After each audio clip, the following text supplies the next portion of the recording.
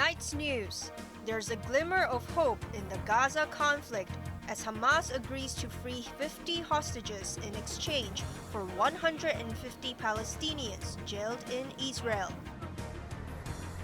Locally, one day after taxi drivers called off a strike, an industry chief presses for a fair rise.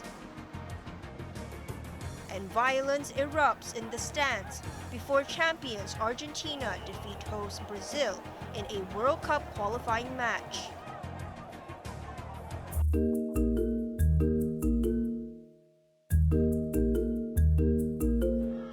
There was some relief for the relatives of the hostages who protested in Tel Aviv to demand that the government agree to a 4-day ceasefire with Hamas. Under the deal, 50 women and children held captive in Gaza will be released in exchange for 150 Palestinian women and children jailed in Israel. The accord was approved by Israel's war cabinet. Before the vote, Prime Minister Benjamin Netanyahu vowed to destroy Hamas, whose deadly raid and seizure of about 200 hostages last month triggered Israel's retaliation. Ahead of the announcement, Israeli warplanes kept pounding Gaza. One target was the Nuseirat refugee camp, which was reduced to rubble. At least 20 Palestinians were killed, but many more were buried under tons of concrete. Children have paid the highest price in the Israeli airstrikes, with more than 5,600 killed. Over 14,000 Palestinians have been killed since Israel launched its offensive on October 7. The ceasefire deal also enables more aid to reach the over 2 million destitute Palestinians, whose tiny enclave is besieged by the Israeli military. The agreement, mediated by Qatar, has been welcomed around the world.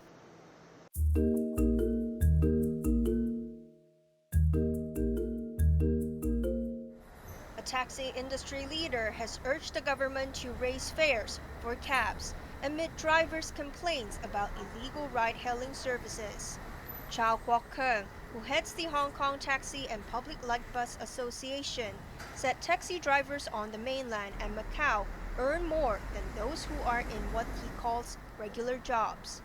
He told an RTHK program that taxi fares in Hong Kong should go up by 20% as drivers risk police fines or accidents. But callers to the same program accused taxi drivers of having a bad attitude, citing refusals to cross the harbor or accept wheelchair-bound passengers. Chow's call came a day after taxi drivers scrapped a planned strike to protest against government inaction against ride-hailing companies.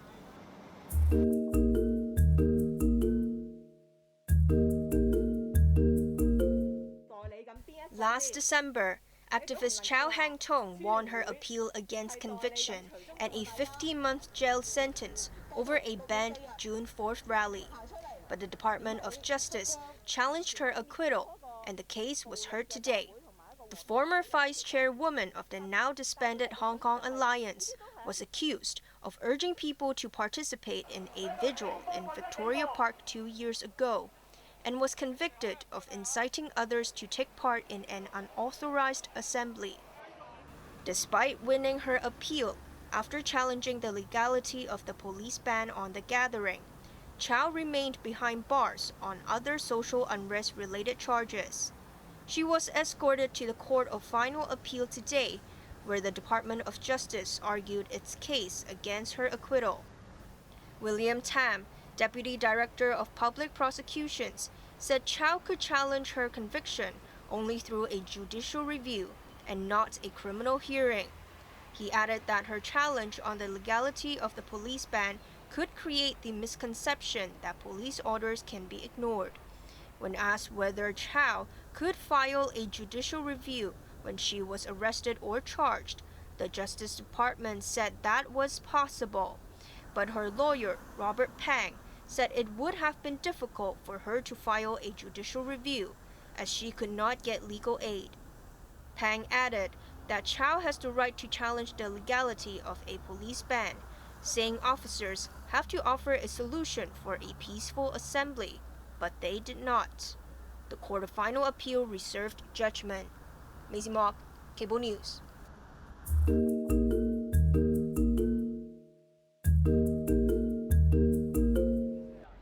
Telecom service providers have intercepted over 1.4 million suspicious overseas calls that posed as originating locally in the past 7 months. All the intercepted calls had the prefix +852. Security Chief Chris Tang said as of September, service providers had sent around 18 million voice and text alerts to mobile phone users to warn them about suspicious overseas calls. He was responding to lawmaker Chow Man Kong, who proposed that government departments add the star symbol to their numbers so people can distinguish their calls from scammers. Tang rejected the suggestion, citing technical constraints.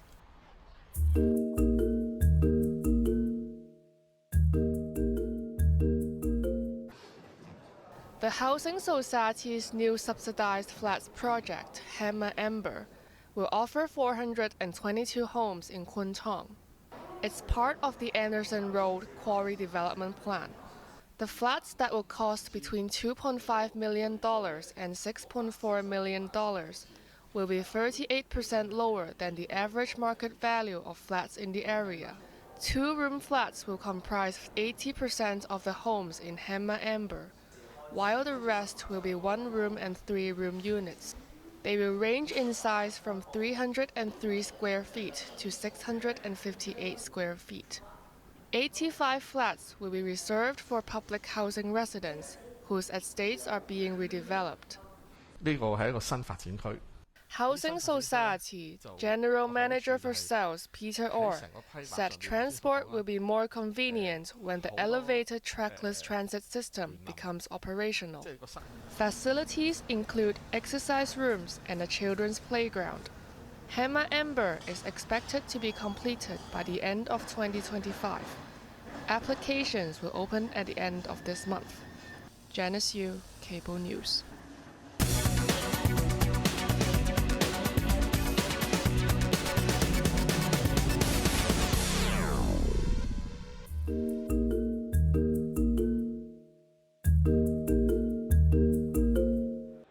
US regulators have claimed another scope in their crackdown on shady cryptocurrency operations. Binance, the world's largest crypto trading platform, has pleaded guilty to violating anti-money laundering rules and will pay $4.3 billion in fines. Its chief executive Changpeng Zhao has agreed to step down, on top of paying a $50 million fine out of his own pocket. His firm was accused of allowing illicit funds to transact in the underworld, supporting activities from narcotics to terrorism. The resolution comes on the heels of the recent fraud conviction of FTX founder Sam Bankman-Fried.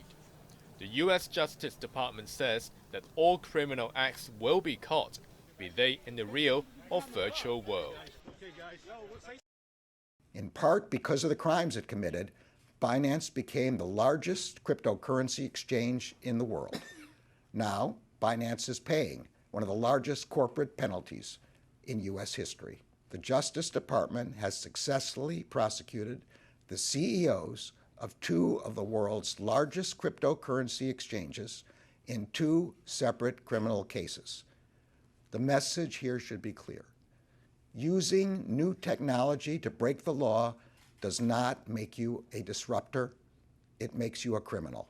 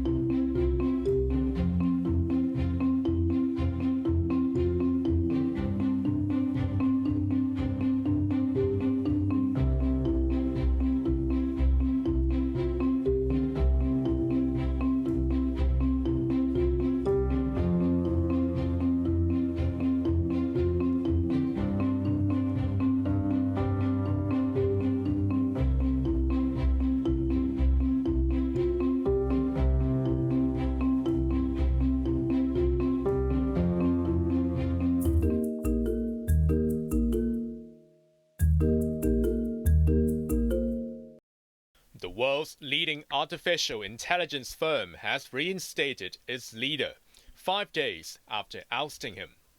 OpenAI announced that Sam Altman will return as chief executive. Only one of 4 board members who removed him last Friday still holds the post. Altman's sacking unleashed a revolt within the company and rocked the global tech industry. In just 8 years, the 38-year-old steered the tiny startup based in San Francisco to the world's pioneer in AI.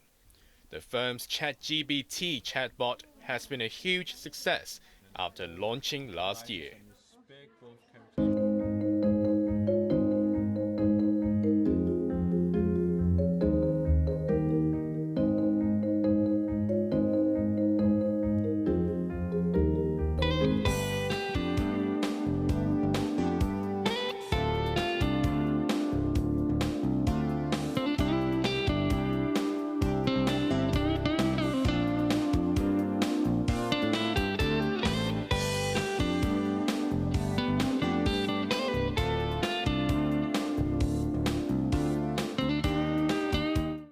And that's tonight's news.